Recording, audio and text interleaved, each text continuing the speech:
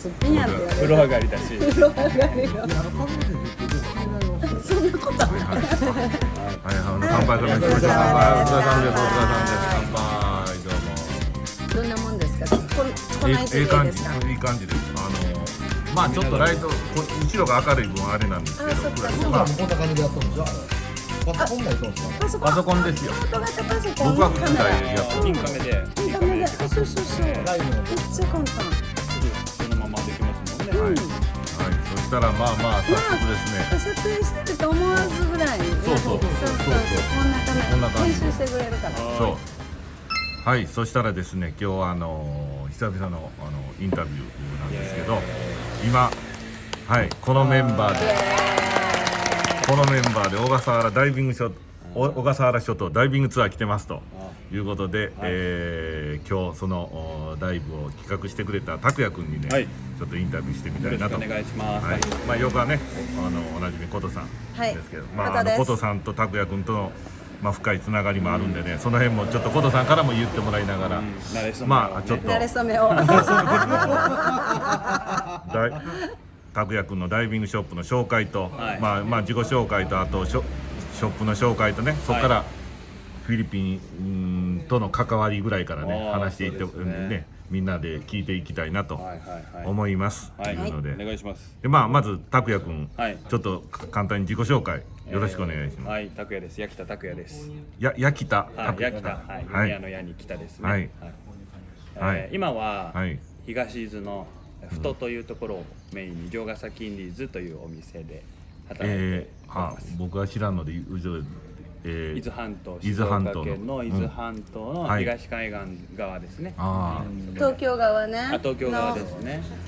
そこにある城ヶ崎インディーズというダイビン城ヶグショップ。崎インディーズ。はい。父親がダイビングショップをやっていて、兄もダイビングインストラクターで今ダイビングショップをやってるんですけど、そこのお店で働いてます。ありましたですね。城ヶ崎インディ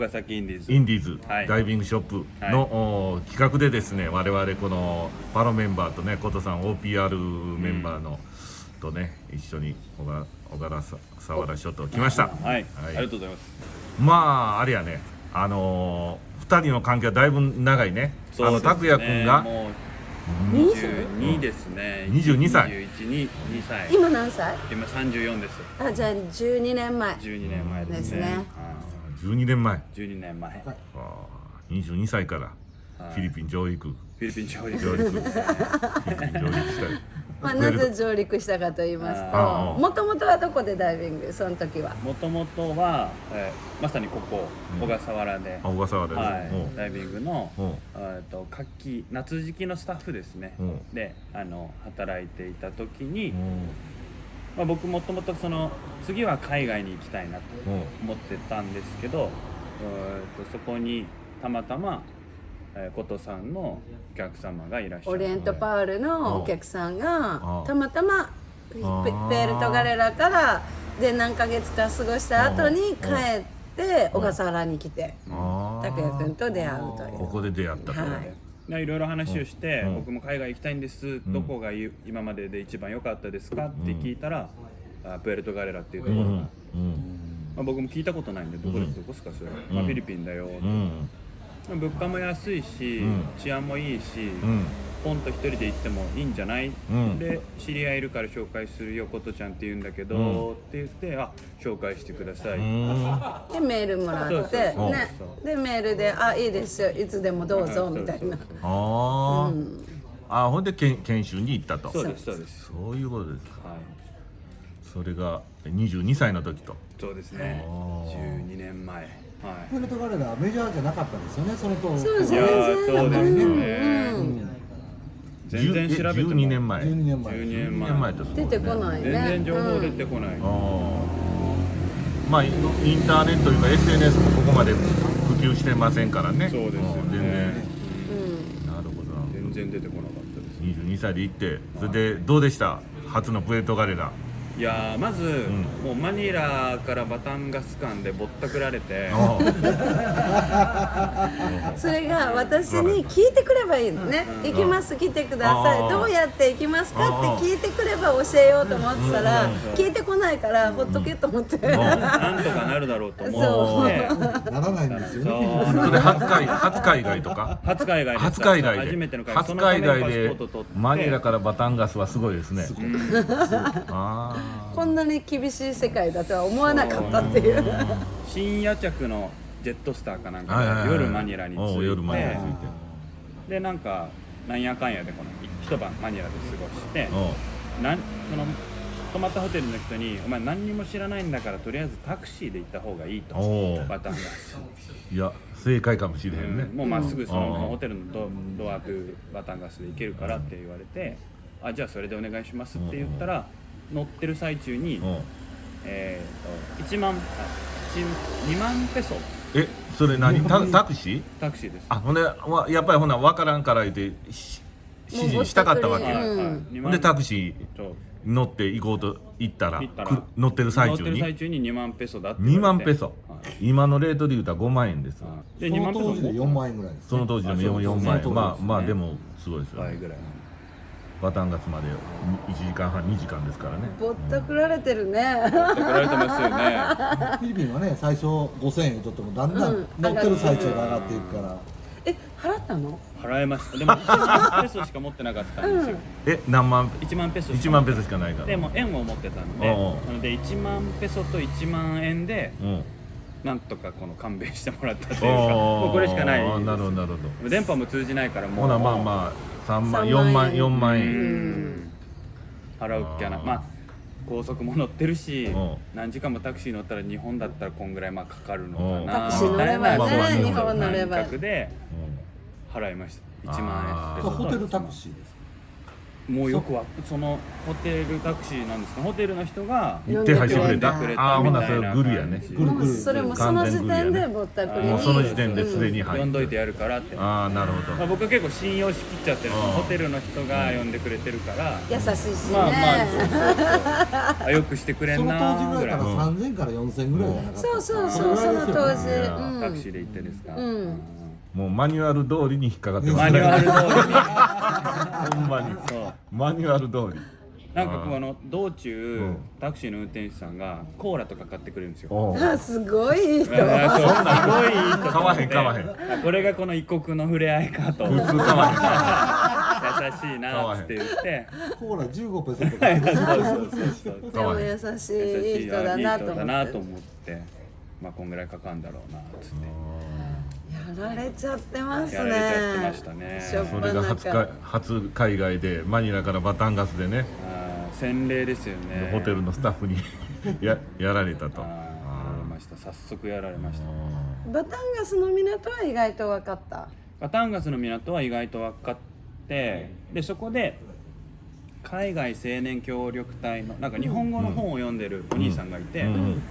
あ日本人だと思って声かけて。話をしてたら、その海外青年協力隊でこれからどっかに行くって言って、でまあマニラから結構かかりましたね僕2万ぐらいかかりましたよって言ったらいや僕750円でここまで来ましたそこで初めてこれはぼったくられてたんだっていうのに気がついたバタンガスは割と行けましたね。路線バスやったらね270ペソとかそんなんでねジャムバスライダーで。でしかも、無事に乗ってムリエに着いてそこからもそのオリエントパールに行きたいってしか言えなくて言ってたらちょっと遠いから400ペソトライシクル400ペソでオリエントパールまで乗っけてあげる。どこに着いた？ムリエに着いてムリエに着いて歩いて300乗っても20ぐらいですよねその時だったら多分ローカルやったら10ペソぐらいでその時10ペソですね。結構かかんなと思って400ペソでもブーンブーぐらいでつくじゃんこれで400これで400かっつってやられてんだなと思ってまあでもとにかく着くことがね先決だったそう着くことが着いた時にいらっしゃいとやっと着きましたって言って入って泣きそうになりました本当にやっと着いたとや思ってっと着いたすごいなって下調べ大事だなって思いましたそうはいね絶対必要そう何も聞かずに何も聞かずにそうまあ言ってあげてもよかったんだけど、まあね何も聞いてこないから分かってんのかなと思ってきまあまあたんだけど、それは思いますよね、紹介した人もフィリピンの知ねってる人やしね何度も来てる人だったから、あれがでも琴さんの第一の試練だったんじゃないかなっていうふうに僕は結構思ってて、そうねフィリピンの自力でなんとかこう行くっていうのがね自信がついたねいやそれで本当ねですねもうそこでだからどこへでも行けるようになったもんねあープエルトガレラの中は本当にね休みの日も仕事の後もいろんなところへ一人で写真も撮りに行ったし、行きましたねうん疑ってかかってちょっと待ってそれ本当にその価格かっていう最初のがあるから適正ぐらいで言われてもおかしいちょっとおかしいっておかしいじゃないのなるほど20じゃないみたいなことを言う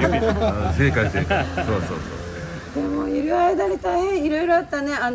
携帯落とした携帯落としたそう仕携帯事に落とした通ってる最中に携バイクかなん帯かから落としちゃうあれやそう落としちゃってなくなってねなくなった大変出てこないですからね出てこなかったですね日本出てこないと違ってあまあ売られてますからね、すぐ質屋1行った時間ら並んでます1時から間後にこんな携帯買ってねなんかねちっちゃいチェリーモバイルそうそうそうもうあれですよ普通のガラケーのやつナンパラさんの歌に出てくるチェリーモバイルでテトリスかなんかできるそうアプリみたいなのがちょっと入ってて全部一つぐらいついてるそうそうそうそうそれなくした携帯なくしましたね本当ねうんなくしたね探したもんねいや探うちのしましたスタッフそうそうそう一緒とに行って一応バイクで探したけどないからってまあないですよねうんあったとしたら誰か見つけた人のものになるね間違いないあとなんか肺炎みたいにもなっちゃって一回なんかもうおう咳止まんなくあー咳がねてあー咳砂ぼこりかなんかにやられて道路であついてちょっとしてからもうゴッホゴッホゴッホずっとしてたあーそうやん研修ってどのぐらいやったの結局あの時半年あ半年ね11月に来て5月そうですね6月いっぱい6月ぐらいそまでの時のビザはどないしたんですか観光ビザ観光で延長延長してでその時はプエルトガレラにまだあったのああインフレがあったんだ出先がそう出張証があってで観光ビザで研修生だから働いてなくて全部見習い何をやっても英語から見習いそうで働けないけどイントラになるに向けての研修修行ですね修行大マスター持っててああなるほどなるほどでいろんなお客さん来るからそれでねアテンドしてね日本人のお客さんのアテンああなドるほど実際フィリピン人のダイブマスターガイドはいるんだけどそこへこう間に入ってっていうアテンドウェイト準備したりとかみたいな本当に手元作業ですねそう店に必要なことを学ぶっていう貴重な期間でしたね散歩に行っててあれよね初めて七面鳥を見てああそうだそう懐かしいなんすかこれっていうかね加藤さんすっごい見たことない鳥がいるんですって言ってカメラでこれですあ七面鳥みたいなめっちゃ七面鳥が道普通に歩いてるんですかみたいな歩いてるよみたいな衝撃威嚇がまた怖くてブルブルブルブルブルみたいなすんげえの見たって目つき悪いしね超怖かったですよ道塞がれてああなるほね夜行中見に行ったりとかねどあヤギがそこら辺にいるのあヤギはそうが結構僕にとって衝撃だったしあ俺はねヤギばっかりやヤギ野良犬とね野良犬まあ犬やね犬犬ね犬とねでもあれでしょプエルトガレラで一番の印象に残る衝撃なことはサバンですよねサバンサバンデビューだって仕事がその時うちがダブシップがなくてそうかそうか AB ワンダーやからスモールラグーナの AB ワンダー今もうない AB ワンダーで頼んで研修をさせてもらって、お給料はいらないので一人こう潜りながらお手伝いをさせてくださいっていうので私から頼んでさせてもらってて、帰り道がほら夕方のサバンですから。そうなんですよね。朝は朝一そのまま行くから、なんか閑散としたというか、まあ東南アジアの街並みだなとみたいな感じの、仕事終わって帰ると急にきらびやかに。しかも一緒に潜ってるね大マスとかがね、ちょっと行こうよみたいな、飲みに行こうよみたいな。なるほどなるほど。いや映画の世界のような、なんじゃこの世界は。サバンね、カーテンめくったら中ですごい世界があると。そうビビりましたね最初。その一緒に働いてたフィリピン人に連れてってもらった時は、もうなんか俺殺されんかなってカーテン開けてこのどうぞどうぞみたいなされる時に、これ大丈夫なのかな言ってまた騙されてんじゃないかなと思う。怖かったですね。衝撃的でしたね。海じゃないんですけど、海ももちろんダイビングももちろんなんだけど、何よりサバンのきらびやかさね、ないよね他にこう都会じゃない田舎のやっぱりこうなんていうのかな、ヨーロッパ人が作り上げた外国館にこう異様な雰囲気が漂うっていう。その後このダイビングツアーでいろんな国に行ったりするようになるんですけど、このキャリアを経て、でも他にはないというか。ないよね。ダイビングスポットにそのアフターがあそこまで揃ってるのはないですよね。マッサージが普通にどこにでもあってね。で欧米人おるからイタリアンレストラン、あんなレストラン、コリアンも多いから韓国料理屋もあって、でその後バーもあるなんてね。ビーバーこうほらちょっとこうしてメイクしてっていうビーバーもあるし、ライブバンドバーもあるしね、本当何でもで遊べる。でもその当時そこまでなかったんですか。その当時は多分本当に6店舗ぐらいしかなかった。そうですね。店はその当時はそれほどなかった。今ほどなかった。それでサバンのバーは入った当然入った。入りました。それどないでした？サバンのバー面白かったですね。モテるもんね。だって仕事から帰ってこなくなる。夕食の時間に全然帰ってこない。そら22歳ですよ。22歳であんな帰り道にあんなんがあったらね。で毎日コトさん今夜はご飯いりません。サバンで飲んで帰ります。まあそうなりますわね。まあでもほら他のスタッフとのね交流も含めて、そこも大事ですね。そうですね。男の付き合いやつですね。男の付き合いってやつね。いろいろ教えてもらって、お客さんもそのちょっとその場所を覚え始めると、お客さんにもちょっとご飯行きがてら。行きますか。そうかなりますわね。そうかお客さんも来るから日本人の。おいそんなのあるんだじゃあ行こうよって言って連れてってもらい。で昼間ねダイビングがこう苦手な方も始めたばっかりの方も拓哉君がついてマンツーガイドもいるけどそこにマンツーみたいな感じでついて上達していまだにダイバーっていう方もいらっしゃいますし、潜りに来てくれる方もいらっしゃいますし、昼間一生潜って夜はちょっとこっちのナイトダイブ行きましょうかと。ナイトダイブ行きませんか。めっちゃ言いましたよ僕も。ナイトダイビング行きましょうか。その時英語は喋られへんなんだわけでしょ。当然タガログ語も。もう全然わかんなかったですよ。すごいね。タガログ語も英語もわかんないで状態で来て。絵を描いてその人間の絵を描いて説明したり。そんなことやっとったんですか。僕ミーですみたいな、お客さんですみたいな絵描いてオーナーとやり取りしたりとかして、でもまたスタッフがすごいこの言葉を教えてくれるから教えてくれてたのかな。英語もタガログ語も教えてくれるね。一番最初に教わった言葉は何？タガログですか？タガログはこれは多分やられてたんだろうなって後々気がつくんですけど、この挨拶、まあこれをみんなに言おうよっていうのを、マラキティティっていうハローみたいな感じでそうハローってフィリピンでハロー言うた最初の挨拶はマラキティティマラキティティやぞというのが、まあ、教えてもらったわけ。ローカルのフィリピンボスから、フィリピン人のボスからマラキティティって僕出勤しながら毎朝このマラキティティマラキティティマラキティティマラキティティ言って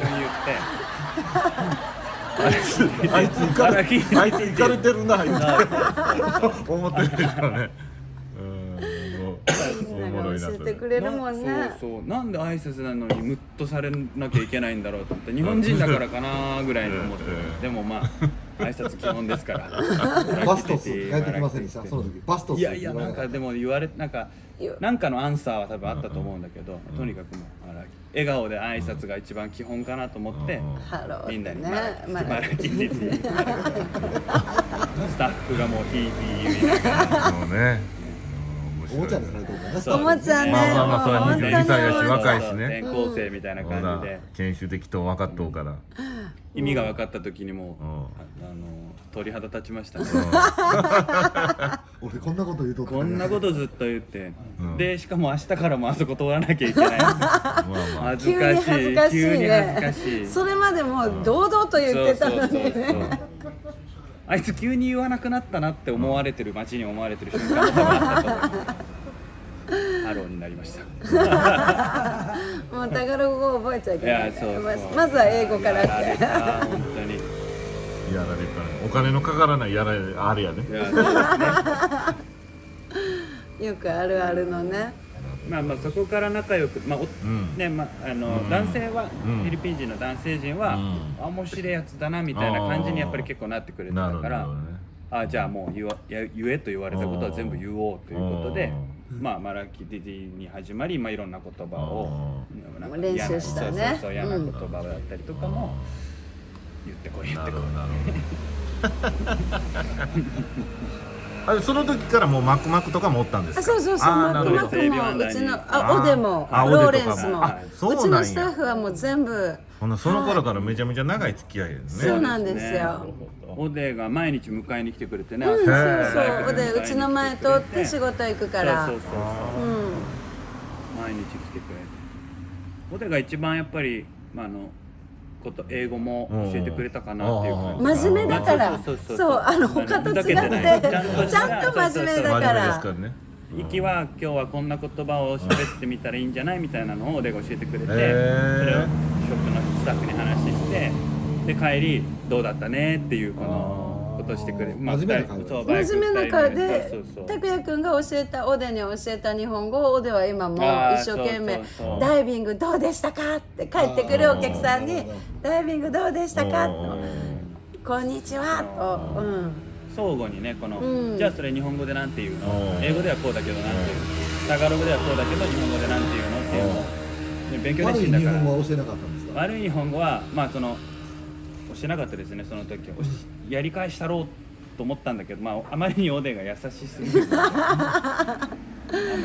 でもうちのスタッフのマクマックはお客さんに「どんだけ」っていうのを教わってます。なんかIKKOさんに似てるから声もなんか雰囲気もでなんかみんなに「どんだけ」って言ってみてって言われてめっちゃ言ってますよ。どんだけって言ってます。面白い6ヶ月間だったね。もう濃い本当にね、それがで12年経って今もいるのねショップに来るお客さんを連れて今こうやってねプエルトガレラツアーをもうやってるとですごいですね。本当に。で今回はそれの縁があって拓也君のアレンジで我々小笠原にダイビングツアー来たいうので小笠原も一つのルーツだしそこから琴さんのところにっていう流れがあるので琴さんと一緒に小笠原っていうのは僕の中では結構ドラマチックな展開で行くなら私も行くなら拓也君に連れてってもらおうっていうので皆さんと一緒に行こうっていう形でこんなにしっかり海に一緒に琴さんと入るのも本当に研修中もたまにねたまにちょこっとお客さんと一緒に行く時ぐらいで今も仕事できた時は私はもう陸が忙しいお弁当を作ったりとか陸が忙しいから一緒に潜れないし、そうやね。そう感慨深かったです。そうなんかですね。水中もすごいですね。それでつながってまあお客さんが来る、我々もこうやって来るし、拓也君のお兄さんもまた別のショップでね来るしね。千葉のね千葉のカラーズっていうダイビーショップさんでうちに拓也君が来る時にそう一緒に働いてた時に一緒に来てくれて、独立した後ちゃんとその自分のところのお客さんと一緒にうちに来てくれるようになって。ああなんかいいですね。その恩返しみたいなねあれですやん。だからカルボの恩返しじゃなくてカルボの恩返しはね恩返しいうかまあもう我々貢ぐばっかりですから恩返しされないねほんまにね。いやこれサバンの恩返しかもしれませんよ本当に。だから日本のまあ皆さんでプエルトガリラ来たいけどもなかなか一人もあれやなこうやないうのは拓也君のショップにねいやもう任せてツアーの時だとその時にツアーで行きましょうやったらいいんですよ。どっからの参加でも空港待ち合わせ、成田待ち合わせ、もしくは同じ時間帯に、関空から飛んできても名古屋から飛んできてもマニラ空港待ち合わせで、大体似たような時間に着くようになってるからそうなんですよ。でこんなイケメンと潜れる、めっちゃ優しいからそんまや。本当に海の中でね今日も来てる年配の方のお世話もね全部任して私たちは遊ぶっていうそうそのツアーでねほんま確かにいきなりのプエルトガリラを一人で行くいうたらだいぶ難しいですね。ハードル高いから本当ですよ。拓也君のとこ行ってねなんでいずれも潜れるしツアーもあるしタイミングあったらパロメンバーとも会えるしそうですよ。私も行ってるかもしれませんという関東の方がダイビングを始めてからプエルトガリラ行きたいなとか思ったらそりゃそうですね。それも拓也君のところで講習もやってるよね。体験ダイビングもやってるしライセンス体験ダイビングもやってるというだからそっちでライセンスも取ってからツアーに来るっていうのも楽しいと思います。プエルトガリラではこういうダイビングするからこういうのはできるようになったこうねみたいな事前のね練習ももちろんできるしこういうところに行くからいっぱいお金持ってきてねみたいなことも行きたい人はねみたいなオプショナルツアーですオプショナルツアーもあんなんもガイドしますよ僕は思うのよ。男だけのフィリピンダイビングツアーいうのね。いや面白いと思う。男のフィリピン男のフィリピンダイビングマニラでナイトダイブしてからプエルトガリラでちゃんとダイブでまたナイトダイブして帰ると。いやそれだけでプエルトガリラでもほらプエルトガリラでもナイトナイトダイビングもありますしね。でも女性もね、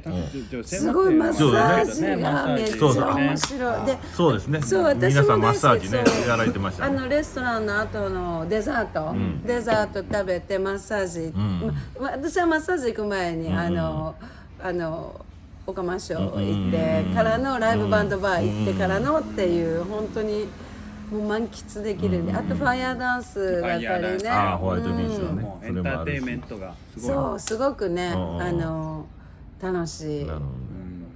結構だからそうですね。カルボダイバーさんに紹介していただいた私の友達のホワイトビーチのカトリーナが見てお客さんが来てくれるみたいで、日本人のお客さんが来てるのって言って私に毎回写真が送られてきます。最近綺麗になったね。最近綺麗になったから。最近カトリーナ綺麗になってね。痩せてはないの？ちょ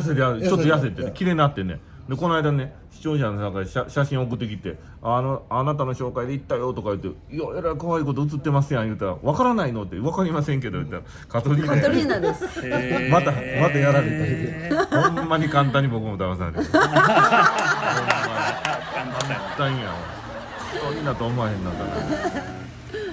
でも一大イベントですよね、ポカマショーね、あれもそうあと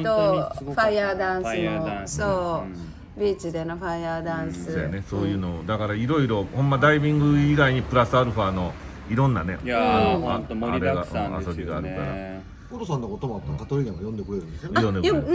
いつでもパーティーするからカトリーナも呼んでって言ったら呼ぶオプション呼ぶオプショ来てンがありますくれます。すごいなそれ呼ぶだけですよね。それは呼ぶだけですよ。お酒ない先輩ね。先輩ファンそうそうそう先輩ファンの方は一緒に散歩のあれも大丈夫やし、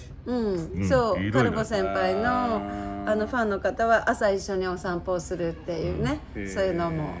オプションツアーじゃなくて行くのについていくってあれは無料ですよね。あれは無料あれ無料のツアーですよね。カトリーナを呼ぶのはちょっとのチップとカトリーナのご飯がね、そうですね食べるご飯がまあパーティーにあれですけど、そんな程度で来てくれます、いつでも。キャー見たらわかるかな。分かると思う。いやいやカトリーナとも長い付き合いだから。ああね、そうですね。同い年ぐらいじゃないっていうちょっと若いかな、カトリーナ32歳ぐらいかも。カ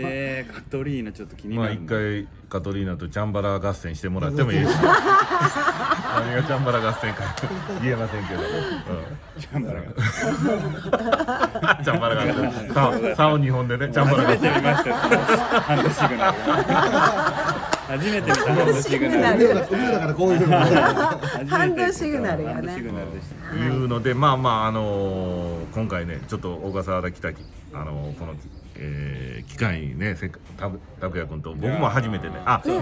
の2回目ですけどねベルトガレラツアーの時そうそう会いましたけどねにたまたま同じ日で、今回2回目でね拓也君のアレンジで来ましたけど、ほんまにちゃんと世話してくれますしね。ありがとうございます本当本当に全部やってくれるだかから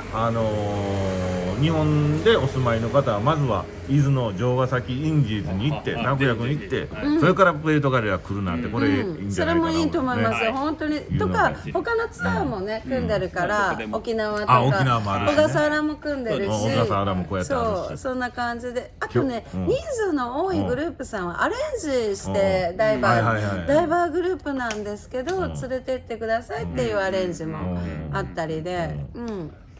ダイビングを絡めてください。そうですね唯一はそこ。いやそれはそうですプロダイバーですからねダイビングインストラクターの質問ありますよ。ダイブしないんですけど一緒にツアー入ってもいいですかいうのあるかもしれない。じゃあ体験ダイビングするとか、体験ダイブで行きましょうね、オープンウォーターを取るだけでも取ってツアーに参加ってそうしましょういうね。そうしましょうそれはそうしましょうそれはそうしましょそれはそうしましょう。ダイブショップですので、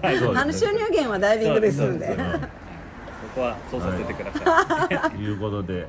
こうやってねまあ今日本当にいい機会でこうやってインタビューすることができましたんで、ありがたい皆さんはいぜひともまた城ヶ崎インディーズ貼り付けておきますんでね、詳しくは概要欄ご覧ください。よろしくお願いします。もうよろしくお願いほんまねしますまだ我々明日一日残ってますけど、はい明日がメインメインのダイブポイントになりますので、楽しい旅を企画してくれますいうので、はい伊豆の城ヶ崎インディーズの拓也くんね、はいありがとうございましたはい、ありがとうございました。